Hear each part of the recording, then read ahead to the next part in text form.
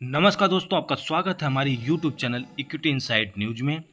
दोस्तों, आज का वीडियो बहुत खास है क्योंकि हम बात करेंगे दो ऐसी बड़ी खबरों की जो मिलकर भारतीय शेयर बाजार की तस्वीर ही बदल सकती हैं।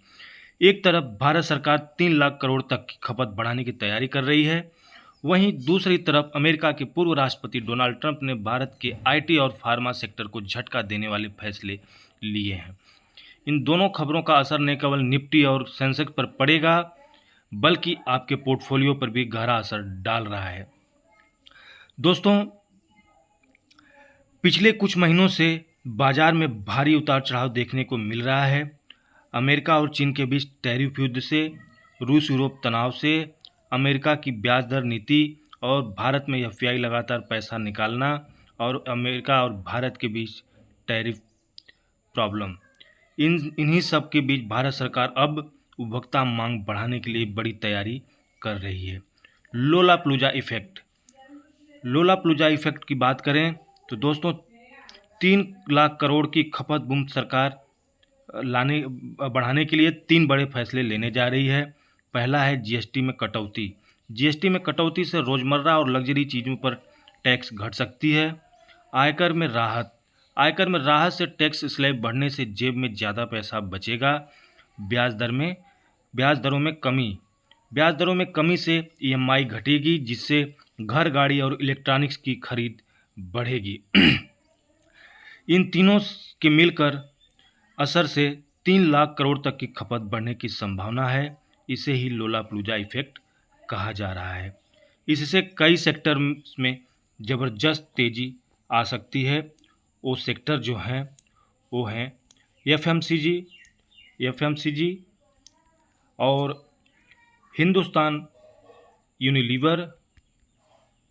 उसके बाद अगला है डी मार्ट और ऑटो, टाटा मोटर्स। ऐसे हावेल्स और रियल एस्टेट, डीएलएफ, गोदरेज जैसे जो कंपनियां हैं, इनको लोलाप्लूजा इफेक्ट का फ़ायदा मिलेगा और इनमें आने वाले समय में ज़बरदस्त तेज़ी देखने को मिल सकती है। अब बात करते हैं दूसरी बड़ी खबर की, जो है आईटी और फार्मा। भारत के दो सबसे अहम सेक्टर पर, आईटी और फार्मा पर अमेरिका की जो पॉलिसी है उससे बुरा असर पड़ रहा है। अभी हाल फिलहाल में कल ही 100% टैरिफ जो फार्मा की दवाओं पर अमेरिका ने लगाने की घोषणा की है, वह 1 अक्टूबर से ब्रांडेड दवाओं पर 100% आयात शुल्क लगेगा।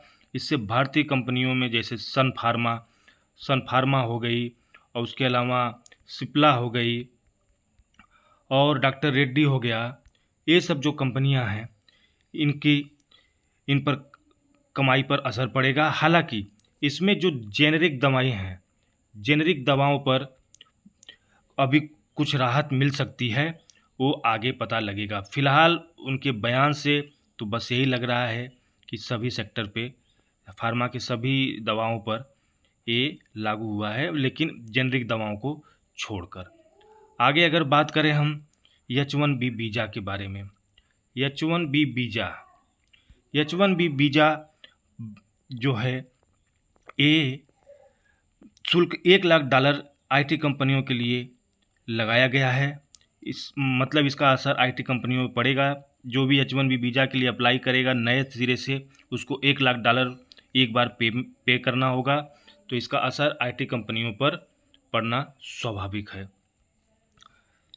अब अमेरिका में काम करना थोड़ा महंगा हो जाएगा। इन्फोसिस, टीसीएस, विप्रो जैसी कंपनियों को अब डिस्प्यूटिव जैसी कंपनियों को मार्जिन पर दबाव बढ़ेगा। भारत सरकार ने इस फैसले को डिस्प्यूटिव कहा है और बातचीत जारी रखने की बात कही है।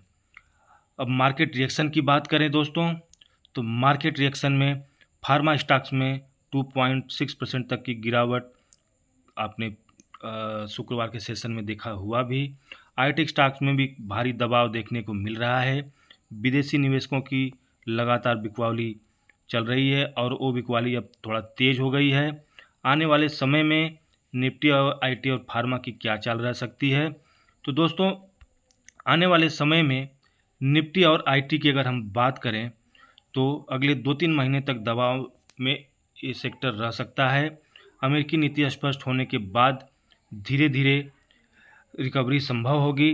मजबूत बैलेंस शीट और कम डिपेंडेंसी वाली कंपनियां ही आउट परफॉर्म करेंगी। फार्मा सेक्टर में अल्पावधि में गिरावट बनी रह सकती है। जेनेरिक निर्यात बढ़ने से मध्यम अवधि में सुधार संभव है। अमेरिका में उत्पाद प्लांट खोलने वाली कंपनियों को लंबी अवधि में फायदा होगा। अगर हम जोखिम और चुनौतियों की बात करें तो अगर अमेरिकी टैरिफ लंबे समय तक रहे तो निर्यात पर दबाव रहेगा। महंगाई बढ़ने पर आरबीआई को ब्याज दर बढ़ानी पड़ सकती है। विदेशी निवेशक भारत से पैसा निकालते रहे तो बाजार कमज़ोर रह सकता है। नीतियों के लागू होने में दरों देरी से असर देर से दिखेगा।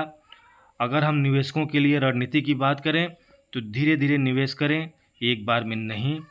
आईटी और फार्मा पर कंपनियों पर फोकस करें। ये अभी तो गिरावट में चल रही हैं, लेकिन जब जब इनकी कंडीशन थोड़ा सुधरे तो आप इस पर नज़र बना के चल सकते हैं। फिलहाल 1-2 महीने तो इससे दूर रहना ही ठीक है। अब बात करते हैं कंजप्शन सेक्टर पे, जैसे एफएमसीजी हो गई और ऑटो हो गया। ऐसी कंपनियों को आप ध्यान दे सकते हैं जिसमें आने वाले समय में एक अच्छी रैली बन सकती है। स्टॉप लॉस जरूर लगाएं। स्टॉप लॉस के बिना काम अगर करेंगे इस समय मार्केट में तो नुकसान ज़्यादा होगा।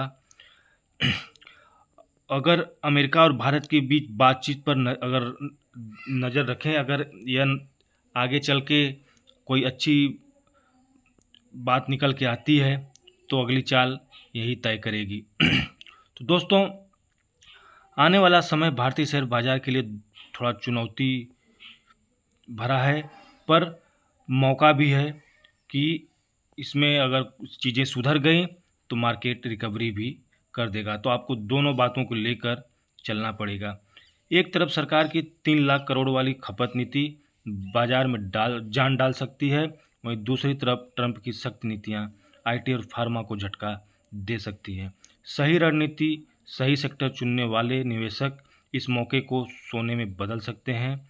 अगर आपको यह वीडियो पसंद आया हो तो लाइक करें, शेयर करें, चैनल को सब्सक्राइब करें ताकि कोई भी नया वीडियो अपडेट आए तो आपको सबसे पहले मिले। धन्यवाद।